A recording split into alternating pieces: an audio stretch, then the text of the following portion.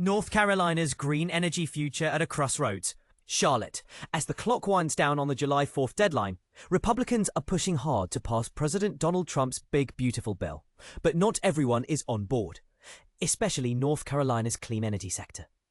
The concerns are mounting over how the bill's provisions related to clean energy might not only hinder job creation in the state, but could also drive up energy prices.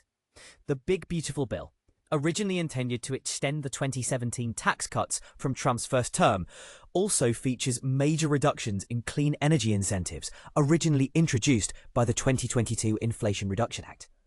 These incentives were crucial in promoting renewable energy generation and supporting domestic manufacturing for electric vehicles, batteries, and solar power.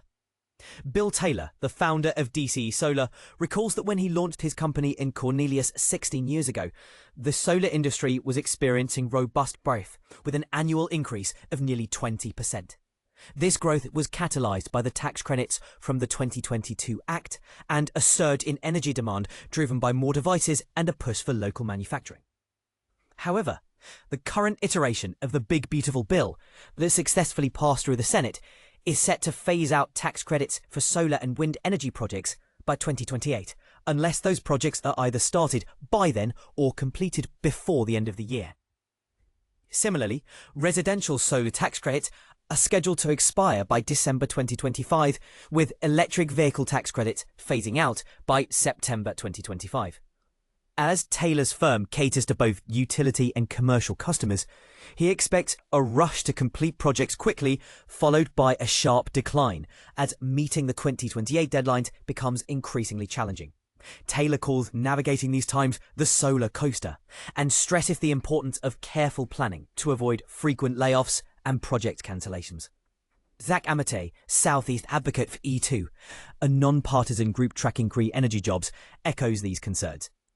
He points out that businesses are struggling with how to incorporate the new tax credit rules into their plans, given the complexities of obtaining permits, joining the interconnection queue, and coordinating with utility companies. This situation creates financing challenges and ultimately could lead to higher project costs, either resulting in project cancellations or those increased costs being passed on to consumers.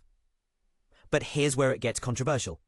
Critics argue that renewable energy tax credits artificially boost demand for intermittent energy sources. Amatel counters that innovations in energy storage, like the rapidly expanding utility battery projects, are swiftly addressing issues of energy reliability. He also emphasizes that traditional resources like nuclear and natural gas, though essential, can't simply scale up quickly to meet sudden demand spikes.